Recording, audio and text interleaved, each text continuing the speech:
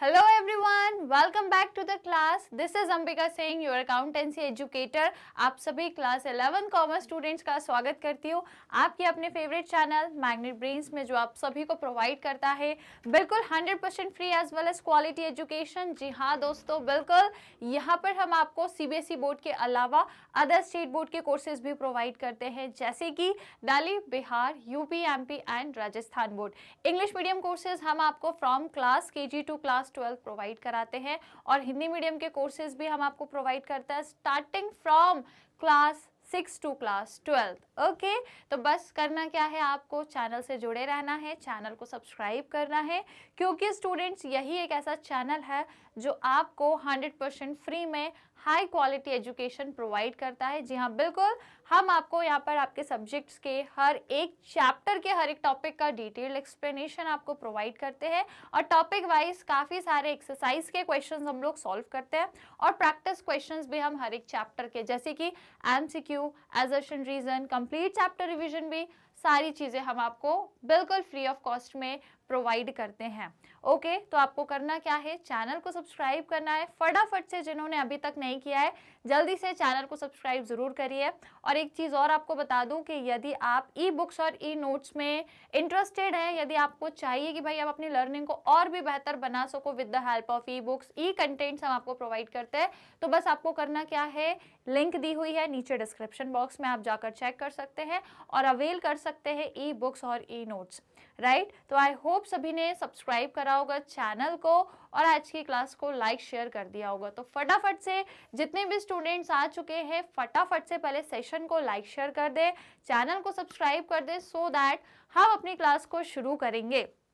तो शुरू करने से पहले मैं बता दूं कि हम लोग क्या पढ़ रहे हैं भैया। पहले तो यही बता दूं कि हम लोग अपना 11th अकाउंट्स का चैप्टर नंबर 13 पढ़ रहे हैं, जिसका नाम है बैंक रिकाउंसिलेशन स्टेटमेंट।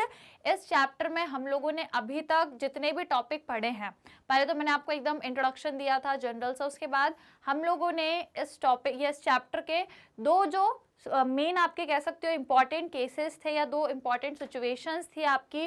पहली कौन सी थी, debit balance as per cash book, और दूसरी कौन सी थी, credit balance as per passbook. तो ये दोनों सिचुएशंस हम लोगों ने बढ़िया तरीके से कंप्लीट कर ली हैं। हम लोगों ने पहले तो कॉन्सेप्ट ही समझे थे, कॉन्सेप्ट बढ़िया से समझे, सारी चीज़ें बढ़िया से समझी, एंड देन उसके बाद हम लोगों ने क्वेश्चंस भी सॉल्व कर लिए थे। तो दोनों सिचुएशंस आई होप आपको बढ़िया तरीके से समझ में आ गई होंगी। क्वेश्चंस भी हम लोगों ने समझ लिए, तो कॉन्सेप्ट एंड क्वेश्चंस दोनों की आई होप आपको अच्छी तरीके से क्लियरिटी हो गई होगी। नाउ अब हम लोग मूव कर रहे हैं हमारी सिचुएशन या फिर केस नंबर 3 पे, राइट। तो 3 अपन जो थर्ड सिचुएशन है आज उसको पहले अच्छे से डिस्कस करेंगे, अच्छे से पहले समझेंगे उस पूरी सिचुएशन में क्या करना है। बेसिकली करना क्या होता है कि आपको एडजस्टमेंट या ट्रांजैक्शंस को बैलेंस में ऐड करना है या फिर डिडक्ट करना है। तो आज मैं आपको वही बताने वाली हूँ कि जो बैलेंस है उसमें आपको कब ऐड करना है, क्यों करना है और कैसे क्या डिडक्ट करना है, वो सब कुछ आज हम इस कॉन्सेप्ट वाली क्लास में डिस्कस करने वाले हैं। तो केस नंबर 3 नाम क्या है भैया, केस नंबर 3 का टॉपिक क्या है, credit balance as per cash book, right. देखो जो केस नंबर 1 था वो क्या था, debit balance as per cash book था, और अभी जो केस नंबर 3 है ये क्या है, आपका credit balance as per cash book. तो कैश बुक का क्रेडिट बैलेंस क्या होता है, अनफेवरेबल होता है, राइट। एक तरीके से आप कह सकते हो वो आपका बैंक ओवरड्राफ्ट होता है, क्योंकि कैश बुक में यदि बैंक कॉलम में क्रेडिट बैलेंस आ गया है ना, क्रेडिट साइड पर जब हम देखते हैं तो वो अपना क्या कहलाता है, क्रेडिट बैलेंस क्या हो जाता है, अपना बैंक ओवरड्राफ्ट होता है। हम लोगों ने किया भी है, कई बार हमने अपने क्वेश्चंस भी किए हैं 10th चैप्टर में, जब हम लोगों ने क्या सीखा था, cash book, double column cash book बनाना सीखा था। तो वहां पर हमने एक कैश कॉलम देखा था, एक बैंक कॉलम। तो बैंक कॉलम में यदि आपका कैश बुक की बैंक कॉलम में यदि क्रेडिट बैलेंस निकल जाए, इसका मतलब वो होता है बैंक ओवरड्राफ्ट, मतलब आपने जितना तो आपके बैंक अकाउंट में पैसा नहीं है उससे ज्यादा आपने उसमें पेमेंट कर दी, एक्स्ट्रा आपने बैंक से विड्रॉ कर लिया, that is your bank overdraft. तो आज ये पूरी कंडीशन, ये पूरी सिचुएशन को हम बढ़िया तरीके से समझेंगे। मैं आपको हर एक चीज बताऊंगी कि इस केस में क्या ऐड करना है, क्या डिडक्ट करना है। तो फिर आइए जल्दी से अपनी क्लास को शुरू करेंगे। आई होप सभी ने लाइक शेयर कर दिया होगा, चैनल को सब्सक्राइब कर दिया होगा। तो फिर आइए फटाफट से शुरू करते हैं। केस नंबर 3, तो देखो क्या लिखा है, when starting point is, basically हमें क्वेश्चन करना है अब केस नंबर 3 से रिलेटेड, फर्दर हम लोग नेक्स्ट क्लास में क्वेश्चंस भी करेंगे। तो वहां पर अब क्योंकि क्वेश्चन आपका स्टार्ट कहां से हो रहा है, credit balance as per cash book, ठीक है, कैश बुक का बैलेंस तो है परंतु क्रेडिट बैलेंस है। इसका क्या मतलब हो गया स्टूडेंट्स, इसका मतलब ये है कि जब हम क्वेश्चन स्टार्ट कर रहे हैं क्रेडिट से, क्रेडिट बैलेंस मतलब ओवरड्राफ्ट या फिर बैंक ओवरड्राफ्ट या फिर इसको अनफेवरेबल बोलते हैं, किसके according, as per cash book, right, cash book के अकॉर्डिंग। इज इट क्लियर, समझ में आया भैया, कोई दिक्कत कोई परेशानी तो नहीं है यहाँ तक, इतनी चीज मतलब इतनी सी चीज तो समझ में आ गई आपको कि अब हमको क्या करना है, credit balance as per cash book है, दैट इज अनफेवरेबल चीज है हमारे लिए क्योंकि उस सिचुएशन में हमने बैंक से ओवरड्राफ्ट कर लिया है। क्लियर, तो अब हम इसमें देखते हैं क्या करना है क्या नहीं। तो देखो यहाँ पे क्या लिखा है, क्रेडिट मतलब ओवरड्राफ्ट ठीक है। अब अच्छा एक बात बताओ, यदि कैश बुक का क्रेडिट ओवरड्राफ्ट हो रहा है तो बैंक पासबुक का कौन सा ओवरड्राफ्ट होगा, कौन सा ओवरड्राफ्ट होगा, डेबिट बैलेंस, ठीक है। तो यदि बैंक पासबुक का डेबिट बैलेंस होता है तो वो ओवरड्राफ्ट होगा, जो अपनी सिचुएशन चौथी रहेगी, ठीक है। तो चौथी सिचुएशन वही है जो मैं आपको फर्दर बताऊंगी क्लास में कि जो चौथी सिचुएशन रहेगी वो आपकी रहेगी debit balance as per passbook, जो आपका क्या होता है, अनफेवरेबल या फिर ओवरड्राफ्ट, राइट, समझ गए। तो यदि ओवरड्राफ्ट कैश बुक में दिख रहा है तो वो क्रेडिट साइड पे दिखता है और यदि ओवरड्राफ्ट पासबुक में दिखेगा तो वो डेबिट साइड पर दिखेगा, ऑपोजिट है दोनों, दोनों के बैलेंसेस आपको ऑपोजिट दिखेंगे, तो कंफ्यूज नहीं होना, ठीक है। यहाँ का ओवरड्राफ्ट आपको कैश बुक में क्रेडिट साइड पे दिखता है पर यही ओवरड्राफ्ट आपको पासबुक में डेबिट साइड पर दिखेगा, ओवरड्राफ्ट सेम ही है, ठीक है भाई, बात तो एक ही है, बैंक में ओवरड्राफ्ट है तो आपने भी उसको कैश बुक में ओवरड्राफ्ट लिखा होगा, पासबुक में भी ओवरड्राफ्ट लिखा होगा। फर्क इतना है कि उस ओवरड्राफ्ट को आपने क्रेडिट साइड पे लिखा है कैश बुक में और उस ओवरड्राफ्ट को पासबुक में डेबिट साइड पे लिखा गया है, बस बात बराबर है। Clear, right. तो देखो क्या लिखा है, क्रेडिट या जिसको हम ओवरड्राफ्ट या फिर अनफेवरेबल, भाई ये हमारे लिए कोई अच्छी बात तो है नहीं कि हम बैंक से ओवरड्राफ्ट कर रहे हैं, भाई वो जो ओवरड्राफ्ट आप कर रहे हो ना, जितना आप एक्स्ट्रा निकाल रहे हो बैंक से उतना आपको वापस पे भी करना पड़ेगा। और यदि क्या होगा, यदि ज्यादा ड्यूरेशन लगा दोगे, पे नहीं करोगे टाइम से, तो भैया आपको इंटरेस्ट भी देना पड़ेगा, तो ये कोई सिचुएशन सही नहीं है, ओवरड्राफ्ट नहीं करना चाहिए। वो कहते हैं ना, जितनी चादर हो उतने ही पैर निकालो, जितना आपके बैंक में अमाउंट है उतने से ही पेमेंट करो, उसके अंदर ही पेमेंट करो। ऐसा मत करो कि बैंक में 10,000 है और आपने बैंक से 15,000 की पेमेंट कर दी, तो बैंक तो ठीक है बोल देगा ठीक है जो 5,000 है आप ओवरड्राफ्ट कर लो, हम आपको एक्स्ट्रा 5,000 दे रहे हैं, बैंक तो दे देगा लेकिन आपको वो वापस भी करना पड़ेगा और यदि ज्यादा टाइम लगाओगे तो इंटरेस्ट भी चार्ज कर लेगा बैंक, ठीक है। तो ये कोई आपकी फेवरेबल सिचुएशन नहीं है बल्कि अनफेवरेबल सिचुएशन है। तो यदि ओवरड्राफ्ट बैलेंस है एज पर कैश बुक, इसका मतलब क्या होता है, अमाउंट इज ओवरड्रॉन, आपने अमाउंट ज्यादा निकाल लिया है and is payable to the bank. अब आपने जो एक्स्ट्रा निकाला है ना 5,000, जैसे मैंने बताया 10,000 अकाउंट में थे, आपने 15,000 पेमेंट कर दी, तो जो 5,000 एक्स्ट्रा है वो आप वापस से बैंक को पे करोगे, एक टाइम बाद जब भी होगा आप बैंक को वापस रिटर्न करोगे। When an overdraft or credit balance as per cash book is taken as basis to reconcile the balance as per bank statement, तो जब भी आप बैंक रिकाउंसिलेशन स्टेटमेंट बनाने के लिए यदि आप कैश बुक का क्रेडिट बैलेंस को क्या ले रहे हो, कैश बुक के क्रेडिट बैलेंस को यदि बेस बना के क्वेश्चन मतलब स्टार्ट कर रहे हो, अब जब हम इसके अकॉर्डिंग क्वेश्चन करेंगे तो हम स्टार्ट कहाँ से करेंगे, credit balance as per cash book से ही स्टार्ट करेंगे ना, राइट। तो यदि आप credit balance as per cash book को बेस बना के, है ना, इसके बेसिस पे यदि, ठीक है, कैश बुक के क्रेडिट बैलेंस के बेसिस पे यदि आप बैंक रिकाउंसिलेशन स्टेटमेंट बना रहे हो तो लास्ट में आपको क्या मिलेगा, बैलेंस एज पर पासबुक।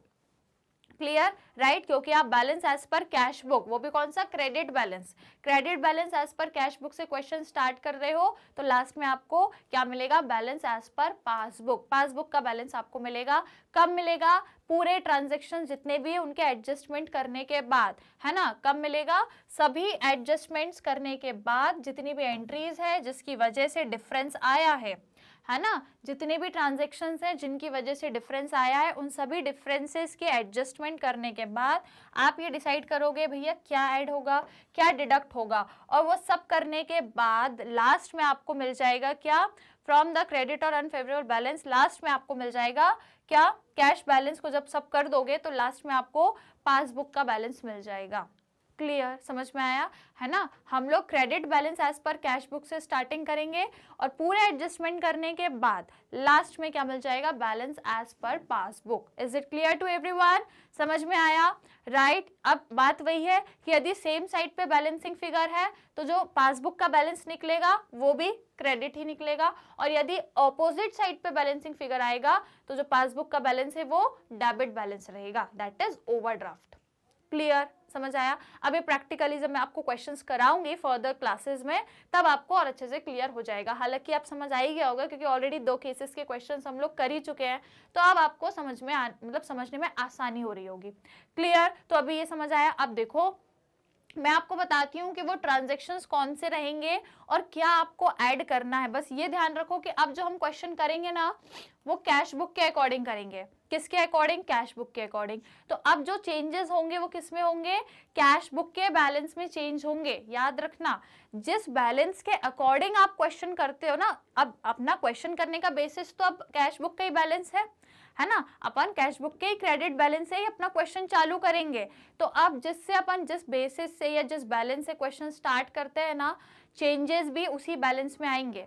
अब अपन चेंजेस कहाँ लाएंगे, कैश बुक के बैलेंस में ही चेंज लाएंगे। Is it clear, right. अब जैसे कि ये कैश बुक है, ये पासबुक है, तो अब जो भी आपका आएगा, जैसे कि यदि ऐसी सिचुएशन हो गई कि कैश बुक में ज्यादा बैलेंस दिख रहा है तो अब चेंज पासबुक में नहीं लाएंगे, अब कैश बुक में चेंज लाएंगे और फिर बराबरी पे लेकर आएंगे। क्लियर, तो अब बस आप ये चीज ध्यान रखो कि जिस बेसिस से अपन क्वेश्चन स्टार्ट करते हैं ना, जिस बैलेंस से क्वेश्चन स्टार्ट करेंगे, जैसे कि आप एक कैश बुक के बैलेंस से स्टार्ट कर रहे हैं तो चेंज आप कैश बुक के बैलेंस में ही आएगा, उसी में डिडक्ट करेंगे, उसी में माइनस करेंगे, राइट। पासबुक में कुछ नहीं करेंगे। इज इट क्लियर, समझ आया। तो फिर आइए अब देखते हैं क्या ऐड करना है, क्या लेस करना है, एक एक करके हम इसको समझते हैं। तो सबसे पहले हम कुछ ऐसे ट्रांजेक्शन्स देखने वाले हैं तो जो क्या है, transactions recorded in cash book. आप क्योंकि एक अकाउंट होल्डर हो, आपने अपनी कैश बुक बनाई है, तो कुछ ऐसे ट्रांजैक्शन सबसे पहले मैं आपको बता रही हूँ जो आपने तो अपनी कैश बुक में रिकॉर्ड करके रखे हैं। भैया आपने अपनी कैश बुक में रिकॉर्ड कर लिए, पर अभी तक वो कहाँ नहीं रिकॉर्ड हुए हैं, आपके बैंक स्टेटमेंट या फिर बैंक पासबुक में रिकॉर्ड नहीं हुए हैं। क्लियर, कहाँ नहीं हुए हैं, बैंक पासबुक में आपके वो ट्रांजैक्शंस रिकॉर्ड नहीं हुए हैं। तो अब इन ट्रांजैक्शंस को हम कैसे करके बैलेंस लाएंगे या इनको कैसे ऐड करेंगे या किसको माइनस करेंगे। क्लियर, समझ में आया। वो अब हम एक एक करके समझते हैं। फिलहाल ये समझ में आ गया ना कि ट्रांजैक्शंस ऐसे जो आपने कैश बुक में तो रिकॉर्ड कर दिए लेकिन कहाँ नहीं किए, पासबुक में नहीं किए। क्लियर, तो चलो सबसे पहला देखते हैं। सबसे पहला क्या दिया है आपको, cheques issued but not presented for payment. अब यदि वही सेम कहानी है कि आपने चेक इशू कर दिया, आपने तो दे दिया, पर अभी तक बैंक में वो किसी ने, मतलब जिसको आपने दिया है उसने बैंक में अभी प्रेजेंट ही नहीं किया, मतलब आपके बैंक से अभी पैसा डिडक्ट नहीं हुआ, पर आपको लगा हमने चेक दे दिया तो आपने अपनी कैश बुक में माइनस कर दिया होगा, कर दिया ना आपने तो अपनी कैश बुक में माइनस कर दिया, पर अभी वो बैंक में चेक लगा ही नहीं है तो बैंक में अभी बैलेंस उतना ही दिख रहा है, वहां माइनस नहीं हुआ, पर आपको क्या करना है, दोनों बराबर लाना है। अब क्वेश्चन हम किसके बेसिस पे कर रहे हैं, कैश बुक के बैलेंस पे कर रहे हैं, है ना, कैश बुक के बैलेंस के बेसिस पे कर रहे हैं। तो आप चेंजेस भी कैश बुक में लाएंगे, तो बराबर करने के लिए क्या करूं, मैं कैश बुक में क्या करूं, इंक्रीज कर दूं, तभी बराबर होगा, तो मैं इसको ऐड कर दूंगी, तो ये दोनों बराबर हो जाएंगे। क्लियर, तो कैश बुक में यदि चेक आपने दे दिया है पर अभी बैंक में वो किसी ने प्रेजेंट ही नहीं किया, जिसको आपने दिया उसने बैंक में अभी चेक लगाया ही नहीं है, लेकिन इससे हुआ कि आपने तो सोचा भैया गया, हमने चेक दे दिया, हमारे बैंक से पैसा कट गया, आपने उसको तुरंत माइनस कर दिया, पर अभी बैंक में तो चेक लगा ही नहीं है, बैंक का बैलेंस तो वहीं का वही है। अब इसको बैलेंस में लाने के लिए कैश बुक के बेसिस पे क्वेश्चन कर रहे हैं, तो कैश बुक के बैलेंस को ऐड कर देंगे, इंक्रीज कर देंगे, तो दोनों बराबर आ जाएंगे। तो क्या करेंगे, ऐड करेंगे, ठीक है, add from the cash book balance, तो जो कैश बुक का बैलेंस है उसमें हम ऐड कर देंगे तो दोनों बराबर आ जाएंगे। इज इट क्लियर, समझ आया, ओके। देन नेक्स्ट सेकंड पर आइए। सेकंड क्या कह रहा है आपका, check deposited but not collected और क्रेडिटेड बाय द बैंक। तो अगेन वही, आपने तो चेक डिपॉजिट कर दिया है ना, ये सोच के कि यार बैंक में पैसा आ गया होगा, बैंक में पैसा इंक्रीज हो गया होगा, परंतु अभी तक बैंक को वो पैसा कलेक्ट नहीं हुआ है ना, जिससे आपको चेक मिला है उसके अकाउंट से अभी बैंक को पैसा नहीं मिला, इसलिए बैंक ने अभी आपके अकाउंट में डिपॉजिट नहीं किया, पर आपने तो चेक दे दिया, आपने सोचा कि शायद हो गया होगा, तो आपने अपनी कैश बुक में क्या किया, अमाउंट इंक्रीज कर दिया, ये सोच के कि बैंक में पैसा आ गया, तो कैश बुक के बैंक कॉलम में आपने तो कर दिया, पर अभी यहाँ तो बैंक को मिला ही नहीं अमाउंट, तो बैंक को कलेक्ट नहीं हुआ, तो बैंक ने कुछ नहीं किया, वहीं की वहीं है भैया बैंक का बैलेंस। तो अब इस सिचुएशन में कैश बुक में क्या चेंज करूं कि दोनों बराबर आएंगे, डिडक्ट कर दूं, माइनस कर दूं, तो इसको मैं माइनस कर दूंगी तो दोनों बराबर आ जाएंगे, राइट। तो इस केस में हम क्या करेंगे, डिडक्ट करेंगे अपने कैश बुक के बैलेंस को। क्लियर, समझ आ गया ना, राइट। उसके बाद थर्ड सिचुएशन देखो, चेक डिपॉजिटेड बट डिसऑनर। अब चेक डिपॉजिट हुआ पर डिसऑनर हो गया। अगेन बैंक को तो पता है, बैंक को तो पता है भैया, बैंक को मालूम था, बैंक ने क्या कर दिया, चेक डिपॉजिट हुआ, बैंक ने अमाउंट इंक्रीज कर दिया, उसको पता क्योंकि बैंक में आया पैसा, उसने जो हमने चेक डिपॉजिट किया, ठीक है, तो हमने डिपॉजिट किया, पैसा बैंक में आ गया, लेकिन कैश बुक वाले को तो पता ही नहीं लगा कि कब डिपॉजिट हो गया। अब इस सिचुएशन में बराबर पे लाने के लिए हम क्या करेंगे, अपनी कैश बुक में चेंज लाना है। तो देखो यहाँ पे हुआ चेक डिपॉजिट, लेकिन आगे लिखा है बट डिसऑनर। अब भैया डिसऑनर भी हो गया, तो अब डिसऑनर हो गया, इसका मतलब क्या हुआ, पैसा बैंक से गया है कि नहीं, चेक डिपॉजिट तो हुआ पर वो डिसऑनर हो गया।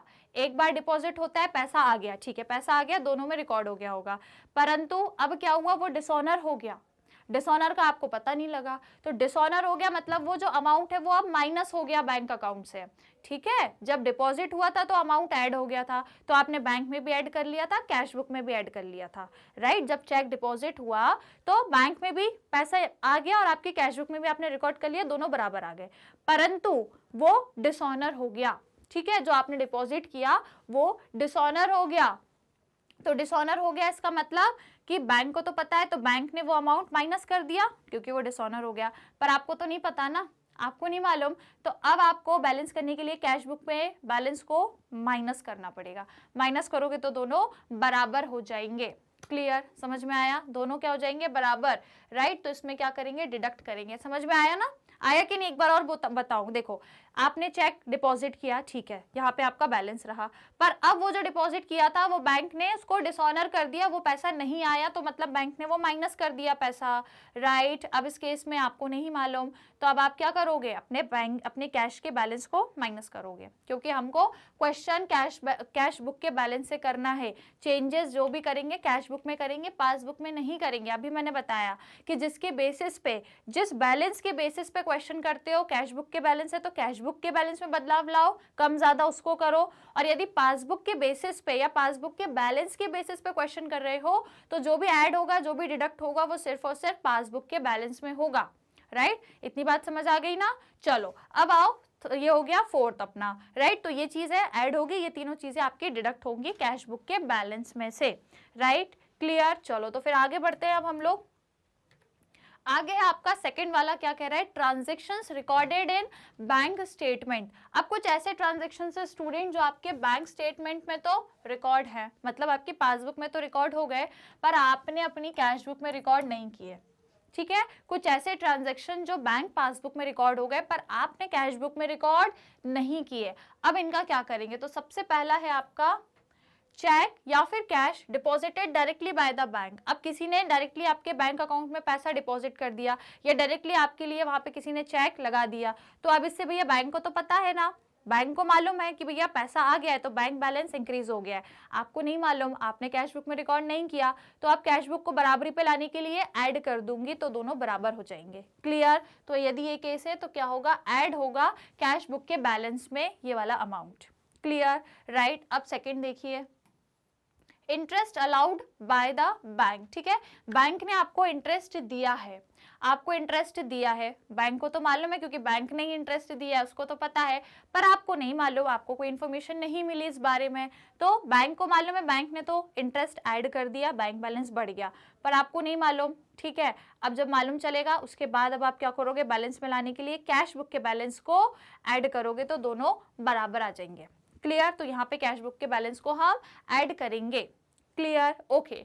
नाउ थर्ड है आपका interest and dividend collected by the bank. अब कई बार मैंने बताया आपको पहले भी कि बैंक में कोई डायरेक्टली इंटरेस्ट आपका डिपॉजिट कर देता है या डिविडेंड आपका आ जाता है बैंक अकाउंट में, आपको नहीं खबर रहती, आपको नहीं पता चलता, लेकिन बैंक को तो पता चल गया है भैया बैंक अकाउंट का बैलेंस बढ़ जाएगा, इंटरेस्ट मिल गया, डिविडेंड मिल गया, पर कैशबुक वाले को पता ही नहीं है, अकाउंट होल्डर को नहीं मालूम। तो अब बराबरी पे लाने के लिए क्या करेंगे, इसको ऐड करेंगे तो दोनों अगेन इक्वल हो जाएंगे, राइट। तो ये भी जो सिचुएशन है उसमें भी हम कैश बुक के बैलेंस में ऐड करेंगे ये वाला अमाउंट, ठीक है। ये जो भी अमाउंट आपके आएंगे ना, सपोज अब यहाँ रहेगा कि भैया चेक 1000 का है, बैंक का इंटरेस्ट 50 रुपए है, इंटरेस्ट आया है 2000, जो भी रहेगा वो सब अमाउंट क्या करना है, वो अमाउंट को कैश बुक के जो बैलेंस है, क्रेडिट बैलेंस है, उसमें ऐड करना है, क्लियर, राइट। उसके बाद लास्ट वाला देखो क्या लिखा है, चेक इशूड रिटर्न अनपेड या फिर डिसऑनर, राइट। आपने क्या किया, चेक किसी को दे दिया था,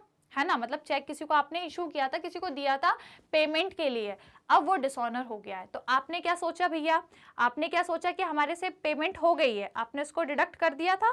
भैया आप जब चेक इशू करते हो पेमेंट के लिए तो पैसा जाता है आपका, राइट। तो आपने सोचा भैया मेरा अमाउंट चला गया होगा, तो आपने कैश बुक में माइनस कर दिया, पर हुआ क्या, वो डिसऑनर हो गया, वो हुआ ही नहीं, पेमेंट ही नहीं हुई, वो डिसऑनर हो गया।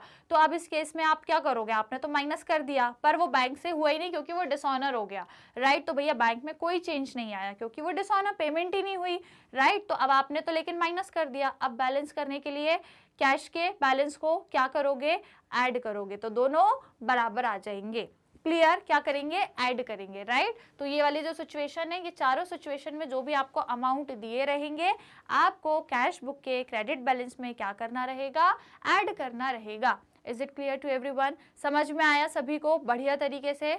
चलो तो फिर अब आगे बढ़ेंगे हम, ये हो गया अपना सेकेंड सिचुएशन हो गई। अब और नेक्स्ट पर, अच्छा नेक्स्ट अब देखते हैं क्या डिडक्ट होगा। तो देखो फिफ्थ आपसे बोला है, फिफ्थ कह रहा है भैया बैंक चार्जेस चार्ज, तो भाई जाहिर सी बात है बैंक जो है कुछ ना कुछ चार्जेस काटती रहती है, कुछ ना कुछ डिडक्ट करती है अपने अपने चार्जेस। तो अगेन अब बैंक को तो मालूम है लेकिन आपको नहीं पता, तो बैंक से तो वो चार्जेस माइनस हो गए लेकिन आपको नहीं पता, तो जब पता चलेगा तो आप अपनी कैश बुक में क्या करोगे, माइनस करोगे ना, तभी तो दोनों बराबर आएंगे। तो ये यदि हुआ है बैंक चार्जेस मिले तो क्या करेंगे, हम डिडक्ट करेंगे, क्लियर। अब आइए सेकेंड मतलब सिक्स्थ पे, सिक्स्थ है इंटरेस्ट चार्ज बाय बैंक। अब बैंक कई बार इंटरेस्ट चार्ज भी कर लेती है जिसको क्या बोलती है, डेबिट, राइट। तो यदि इंटरेस्ट चार्ज किया है तो भैया बैंक अकाउंट से तो पैसा माइनस हो गया, पर आपको नहीं मालूम, अब जब पता लगेगा तो फिर आप क्या करोगे, बैंक पासबुक के बैलेंस को बराबर करने के लिए फिर क्या करोगे, कैश बुक के बैलेंस को माइनस करोगे, डिडक्ट करोगे, तो दोनों बराबर आ जाएंगे, क्लियर। समझ में आ रहा है भैया, आ रहा है कि नहीं भाई, इस तरीके से यदि समझोगे तो अच्छे से समझ में आएगा, वरना ऐसे सोचते ही रह जाओगे ना कि यार इसको प्लस करे, इसको माइनस करे, कहाँ क्या करे, क्या डिडक्ट हो रहा है, क्या ऐड हो रहा है, तो फिर आप उलझते ही जाओगे, राइट। तो यदि आप इस तरीके से बैलेंस करके देखोगे तो आपको जल्दी से समझ में आएगा, ये बहुत अच्छी ट्रिक है, इसको यदि आपने समझ लिया तो ये बहुत काम आएगी आपकी, क्लियर, राइट। चलो फिर आ जाओ नेक्स्ट सेवंथ वाले पे। सेवंथ क्या बोल रहा है, डिस्काउंटेड चेक और बिल डिस्काउंटेड, बिल डिसऑनर, ठीक है, डिस्काउंटेड चेक हो गया या फिर बिल जो है वो डिसऑनर हो गया है। अब इस केस में क्या होगा भैया, आपका चेक जो था या बिल जो था वो डिसऑनर हो गया। अगेन वही बात आई, जब भी डिसऑनर होता है तो क्या होगा, बैंक का जो पैसा होता है, बैंक का जो अमाउंट है वो कम हो जाएगा, होगा कि नहीं होगा भाई। देखो आपका चेक जो है वो डिसऑनर हो गया, तो आपने क्या किया, मतलब आपकी बैंक को तो मालूम है भैया चेक डिसऑनर हो गया, तो बैंक का जो बैलेंस है वो कम हो गया होगा। अब आपको पता ही नहीं, कैश बुक वहीं के वहीं है, तो अब आप कैश बुक में क्या करोगे, डिडक्ट करोगे, माइनस करोगे, सो दैट ये दोनों बराबर आ जाए, क्लियर, समझ में आया। तो यदि डिसऑनर हो गया है तो भी हम डिडक्ट करेंगे, क्योंकि बैंक तो डिडक्ट कर देती है जब भी डिसऑनर होता है, पर हमें नहीं पता चलता, जब पता लगता है उसके बाद हम उसमें डिडक्ट करते हैं, क्लियर, राइट। चलिए उसके बाद आपका लास्ट है direct payment by the bank as per standing instruction. तो जब बैंक डायरेक्टली आपके साइड से कहीं पर पेमेंट कर देती है ना, आपने उनको इंस्ट्रक्ट करके रखा है कि आप हमारे साइड से क्या कर दिया करो, डायरेक्टली पेमेंट कर दिया करो। तो अब इस सिचुएशन में क्या हुआ, बैंक ने कहीं पेमेंट करी, बैंक के अकाउंट से आपका अमाउंट कम हो जाएगा, राइट, लेकिन आपको नहीं पता ना कब पेमेंट हुई, कितने की हुई, कैसे हुई, आपको इन्फॉर्मेशन नहीं मिली, तो इस कंडीशन में आपका बैलेंस तो यहाँ होगा लेकिन पासबुक का बैलेंस कम होगा। अब दोनों को बराबर करने के लिए क्या करना पड़ेगा, जो आपका कैश का बैलेंस है उसको माइनस करना पड़ेगा, डिडक्ट करोगे तो दोनों बराबर आ जाएंगे, क्लियर, समझ में आया बढ़िया तरीके से। तो ये जो चारों सिचुएशंस हैं आपकी, इस केस में हम कैश बुक का जो बैलेंस है दैट इज क्रेडिट बैलेंस, इसमें से हम ये सभी को माइनस करेंगे। ठीक है, कैश बुक के बैलेंस में ये चारों की चारों चीजें आपकी माइनस करी जाएंगी। Is it clear to everyone? समझ में आया सभी को? राइट, तो जल्दी से लाइक शेयर कर दो, फिर अपन आगे बढ़ेंगे। आगे आपको और भी चीजें बतानी है, लेकिन पहले आप लाइक शेयर करो फटाफट, फटाफट से लाइक शेयर करो, फिर आगे बढ़ना है अपने को। कर दिया क्या सभी ने लाइक शेयर? पक्का आगे बढ़े, फिर बढ़ जाए। चलो, तो यदि लाइक शेयर कर दिया तो फिर आगे बढ़ते हैं। Errors committed in cash book. अब जो आप कैश बुक मेंटेन करते हो उसमें कुछ गलती हो सकती है आपसे, बिल्कुल हो सकती है ना। तो यदि गलती हो रही है, कुछ एरर हो गया है कैश बुक में, तो अब आप क्या करते हैं? यदि पहली गलती क्या हुई है, check deposited in bank but not recorded in cash book. अब भैया आपने चेक तो बैंक में डिपॉजिट कर दिया था, है ना, आपने तो कर दिया, पर आप क्या हो गया भैया, आप खुद ही भूल गए उसको अपनी कैश बुक में लिखना। आपने तो बैंक में चेक लेके चले गए, बैंक में डिपॉजिट भी कर दिया, बैंक में पैसा भी आ गया आपका, लेकिन क्या नहीं हुआ, आपने अपनी कैश बुक में उसको रिकॉर्ड करना भूल गए। तो अब इस कंडीशन में क्या होगा भाई, बैंक ने तो डिपॉजिट कर लिया, उसने पैसा भी कलेक्ट कर लिया, उसमें आपका बैंक का पैसा भी बढ़ गया, तो भैया बैंक बैलेंस इंक्रीज हो गया। ठीक है, क्योंकि आपने चेक डिपॉजिट कर दिया, पर आप अपनी कैश बुक में रिकॉर्ड करना भूल गए। तो आप बराबरी पे लाने के लिए कैश बुक के बैलेंस में क्या करोगे, ऐड करोगे, तो दोनों बराबर हो जाएंगे। क्लियर? तो यदि ये सिचुएशन है तो हम क्या करेंगे, अपनी कैश बुक के बैलेंस में ऐड करेंगे। Right, okay. उसके बाद आपका नेक्स्ट है check issued but not recorded in cash book. Again आपसे हो सकती है गलती। अब ये गलतियां हैं जो आप अपनी कैश बुक में कर रहे हो, भाई आप एरर कर रहे हो, भूल रहे हो आप। राइट, अब दूसरी चीज आप क्या भूल गए कि आपने किसी को चेक दिया था, इशू किया था आपने चेक, पेमेंट के लिए आपने किसी को चेक दिया और आप खुद ही उसको अपनी बुक में रिकॉर्ड करना भूल गए। अब इस केस में आपने चेक दिया था, सामने वाले ने बैंक में प्रेजेंट भी कर दिया होगा और आपके बैंक अकाउंट से पैसे कट भी गए होंगे, ठीक है, और आप उसको रिकॉर्ड करना भूल गए। तो इस कंडीशन में भैया बैंक से तो पैसा गया, इशू करा था आपने, भैया पेमेंट हो गई आपकी, तो बैंक का बैलेंस कम हो गया। राइट, अब बैंक का बैलेंस कम हो गया, लेकिन आपका तो वहीं का वहीं है, क्योंकि आप तो रिकॉर्ड करने ही भूल गए। तो अब इस कंडीशन में बराबरी पे लाने के लिए कैश बुक के बैलेंस को माइनस करूंगी, तो ये दोनों बराबर हो जाएंगे। क्लियर? क्या करेंगे स्टूडेंट्स, डिडक्ट कर देंगे। समझ में आया? कोई दिक्कत, कोई परेशानी? बढ़िया तरीके से समझ में आ रहा है ना? ऐसे करके, ऐसे तराजू पे तोल ताल के करोगे ना चीजें, तो बढ़िया से समझ में आएंगी। क्लियर है? अदरवाइज यदि कोशिश करोगे ना रटने की, तो 100% बिल्कुल गलत करके आओगे। इसको रटना तो है ही नहीं, क्योंकि ये चारों सिचुएशन में पूरी चीजें बिल्कुल सेम टू सेम है, सब कुछ सेम है इन चारों सिचुएशंस में। देखो अभी हम तीसरी सिचुएशन पर आ चुके हैं, है ना। तीसरी सिचुएशन जो हम पढ़ रहे हैं, तो ये सभी सिचुएशन ऑलरेडी हम 2 सिचुएशन में पढ़ चुके हैं। अब बस चीजें चेंज कहाँ होती हैं कि कुछ चीजें ऐड हो रही हैं कहीं पर, कुछ चीजें कहीं और डिडक्ट हो रही हैं। तो अगर आप रटोगे ना तो आप बिल्कुल गलत करके आओगे, मेरी गारंटी है, 100% मेरी गारंटी है, आप बिल्कुल गलत करोगे। इसलिए इनको रटने की तो बिल्कुल गलती करना ही नहीं है, आपको सिर्फ समझना है। जिस तरीके से मैं समझा रही हूँ, यदि इस तरीके से समझ लिया ना आपने, तो आपको कभी कंफ्यूजन नहीं होगी और आप एग्जाम में आराम से आंसर कर लोगे। क्लियर? राइट, अभी देखो हम एक्सरसाइज के क्वेश्चन भी करेंगे, तब देखना हम इसी ट्रिक से करेंगे ना, तो हमारे सारे क्वेश्चन सही हो जाएंगे।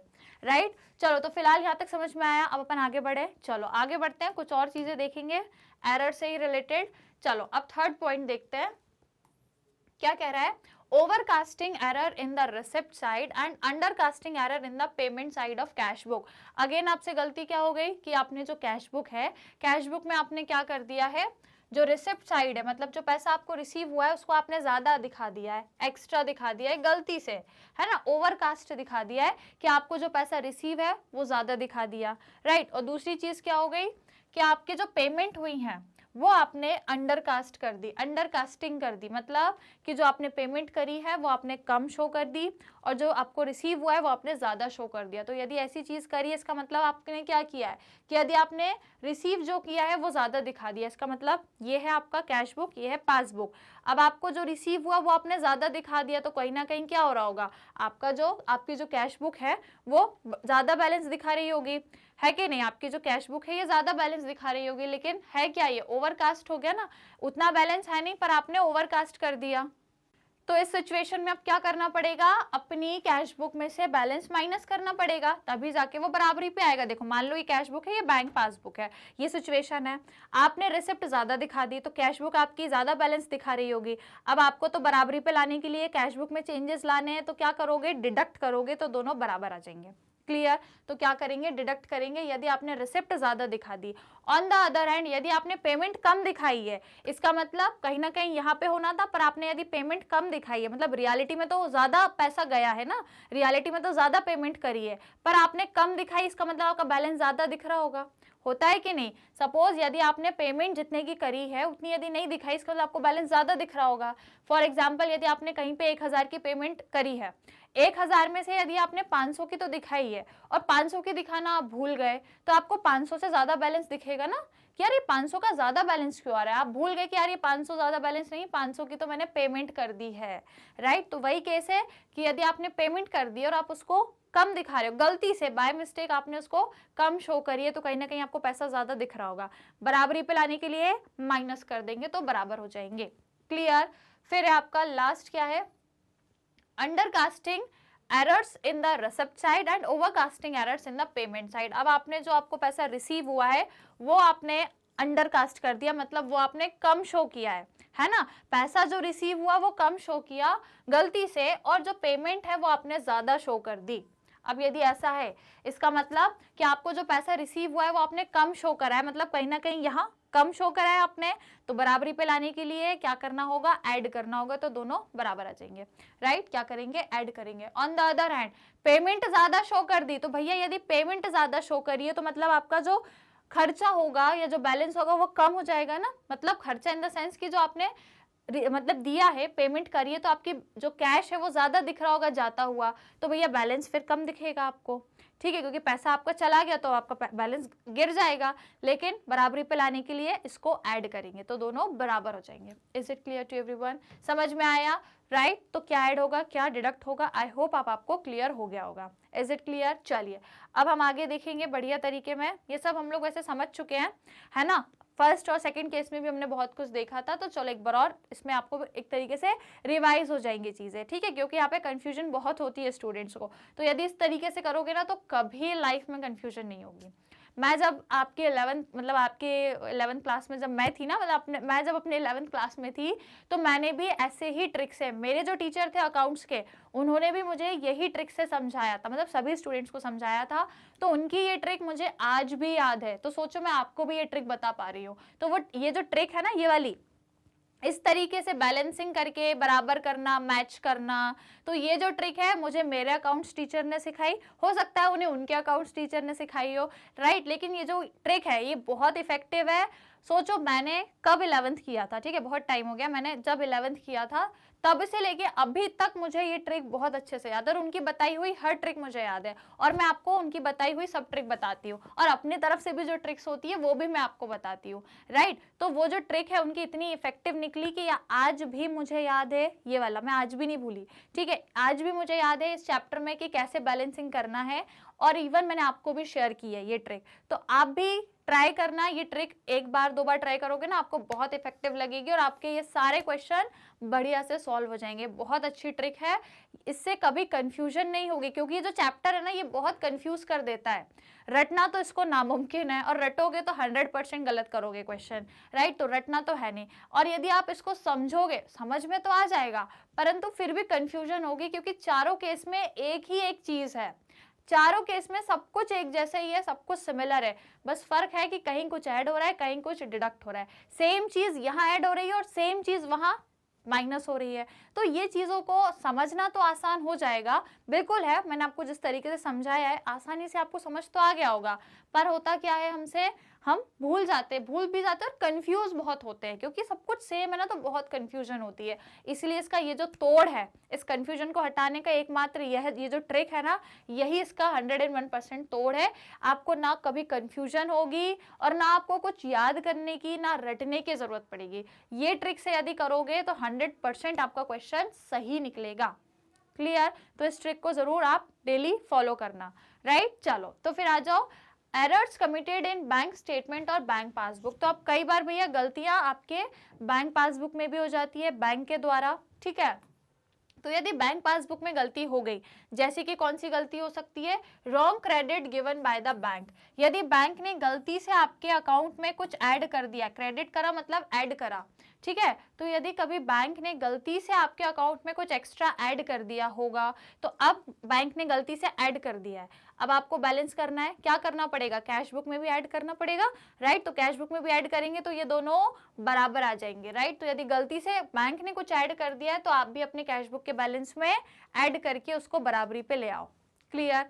अब दूसरी चीज क्या है, डिडक्टेड, या फिर चलो दूसरा ये पढ़ो, ये wrong credit given by the bank, credit sorry wrong debit given by the bank. Debit मतलब बैंक ने गलती से कुछ अमाउंट माइनस कर दिया है ना, गलती से कुछ अमाउंट आपके अकाउंट में से माइनस कर दिया है, तो इसका मतलब माइनस कर दिया मतलब आपका जो बैंक बैलेंस है, जो आपकी पासबुक है, उसका बैलेंस कम आ रहा होगा क्योंकि बैंक ने गलती से कुछ डिडक्ट कर दिया। तो अब इस केस में क्या करोगे, दोनों को बराबरी पे लाने के लिए कैश बुक के बैलेंस को भी आप माइनस कर दोगे, तो ये दोनों बराबर हो जाएंगे, राइट। तो यदि बैंक ने गलती से कुछ माइनस कर दिया है तो आप भी अपनी कैश बुक के बैलेंस में से उसको माइनस कर दो, जितना भी अमाउंट गलती से कम ज्यादा हुआ है उतने ही अमाउंट को क्या करोगे, आप भी ऐड या डिडक्ट कर दोगे। क्लियर, समझ में आया भैया सभी को, राइट। तो ये बस कुछ चीजें हैं, कुछ एरर्स हैं जो बैंक पासबुक में हो जाते हैं, तो इस तरीके से आप उसको बैलेंस कर दोगे। और कैश बुक आपको बस करना क्या है कि कैसे भी करके कैश बुक को और पासबुक को बराबरी पे लाना है, कैसे भी करके दोनों को बैलेंस करना है, और उसके लिए क्या ऐड करना है, क्या डिडक्ट करना है। आई होप कि आपको क्लियर हो गया होगा। एक तरीके से यहाँ पे हमने रिवाइज भी कर लिया जो अपनी थर्ड सिचुएशन थी। क्लियर, सभी को समझ में आ गए कॉन्सेप्ट, राइट। चलिए अब आगे और कुछ है क्या, नहीं है, इतनी ही चीजें थी, इतने ही आपके थे जो हमको सिचुएशंस देखनी थी। आई होप क्लियर हो गया होगा, क्या ऐड होगा क्या डिडक्ट होगा। अब देखो ये तो केस नंबर 3 है, जहां पर हमने क्या देखा है, अनफेवरेबल या फिर credit balance as per cash book. ठीक है, कैश बुक में आपका क्रेडिट बैलेंस है, अनफेवरेबल बैलेंस है, या फिर मैं ये कहूँ कि ओवरड्राफ्ट है। तो इस सिचुएशन को हमने बढ़िया से डिस्कस किया है, एक बार रिवाइज और कर लेना आप लोग। बाकी हम जो नेक्स्ट क्लास रहेगी उसमें हम लोग इसी सिचुएशन से रिलेटेड एक्सरसाइज के क्वेश्चन सॉल्व करेंगे। तो बने रहना है, जुड़े रहना है, हम लोग एक्सरसाइज के क्वेश्चंस करेंगे इसी सिचुएशन से रिलेटेड, राइट। तो कुछ क्वेश्चंस करेंगे अपन पर नेक्स्ट क्लास में।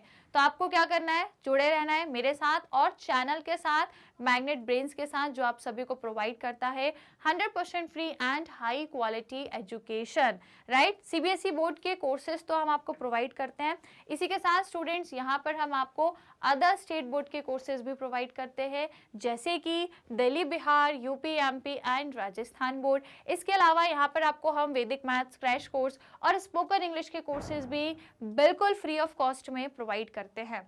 कोर्सेज यदि आपको देखना है, आप हमारे यूट्यूब चैनल पर जाके विजिट करोगे, सर्च करोगे तो आपको पूरी प्लेलिस्ट मिलेगी, आपके हर एक सब्जेक्ट की, हर एक चैप्टर, हर एक टॉपिक का डिटेल्ड एक्सप्लेनेशन मिल जाएगा, और टॉपिक वाइज काफ़ी सारे प्रैक्टिस क्वेश्चंस और एक्सरसाइज के क्वेश्चंस भी सब कुछ यूट्यूब चैनल पर मिलेगा। तो बस करना क्या है, चैनल को सब्सक्राइब करना है।